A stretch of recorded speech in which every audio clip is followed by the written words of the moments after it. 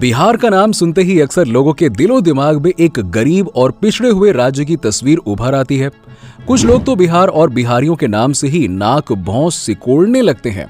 आज भारत के दूसरे राज्यों में ऐसे हालात बना दिए गए हैं कि अगर आपने किसी से कह दिया कि भैया आप बिहार से हैं, तो वो आपको ऐसी नजरों से देखेगा जैसे आप कितने बड़े गुनहगार हैं। लेकिन बहुत कम लोग जानते हैं कि बिहार ने दुनिया को ऐसी ऐसी चीजें दी हैं जो अगर ना होती ना तो आज लोगों का जीवन असंभव होता। तो आज की इस वीडियो में हम आपको बिहार से जुड़े कुछ ऐसे ही इंटरेस्टिंग फैक्ट्स बताने वाले हैं जिसके बारे में आप शायद ही जानते होंगे। बिहार का इतिहास उतना ही पुराना है जितना भारत का है। माता सीता का जन्म बिहार के सीतामढ़ी में ही हुआ था और रामायण लिखने वाले महर्षि वाल्मीकि भी बिहार के ही थे। बिहार का पुराना नाम मगध था। इसकी राजधानी पाटलिपुत्र हुआ करती थी, जिसे आज पटना कहा जाता है। इसी मगध का राजा जरासंध था, जिसका वर्णन महाभारत में भी किया गया है। मगध पर नंद वंश और मौर्य वंश, गुप्त वंश के राजाओं ने शासन किया था। नंद वंश के शासन काल में ही तथाकथित विश्व विजेता सिकंदर ने भारत पर हमला किया था, लेकिन मगध की विशाल सेना देखकर उसके सैनिकों के हौसले पस्त हो गए और वो पंजाब से ही वापस लौट गया।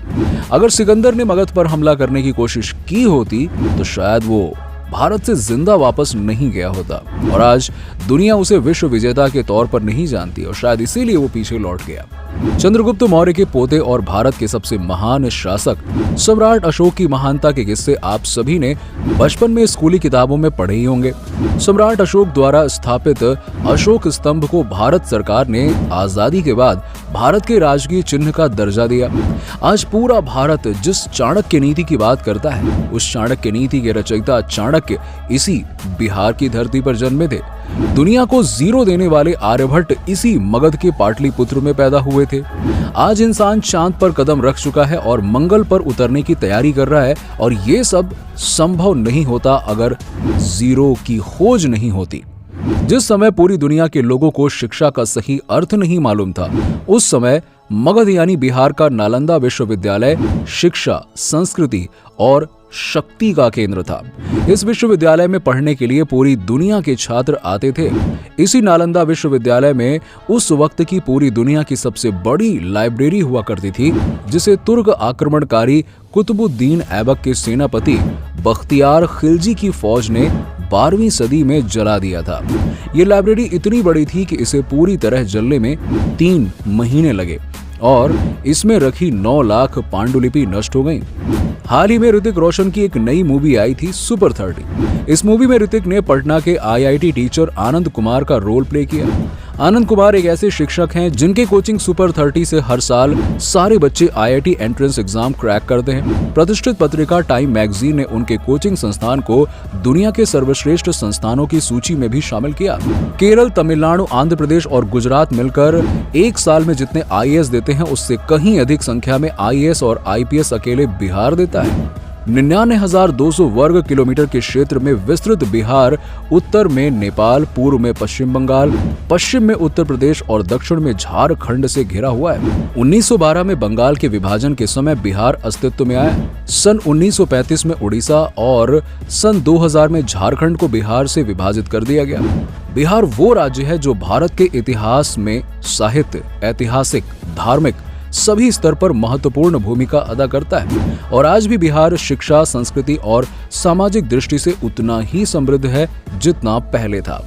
अगर आप बिहार में जाते हैं तो वहां का फेमस खाना लिट्टी चोखा नहीं खाया तो समझ लीजिए कि आपने कुछ नहीं खाया। आपको जानकर हैरानी होगी, लेकिन ये सच है कि सिर्फ इतिहास के पन्नों पर ही नहीं बल्कि वर्तमान में भी बिहार दुनिया में जगमगा रहा है। बिहार की राजधानी पटना में दुनिया का सबसे बड़ा वाईफाई रेंज जोन है।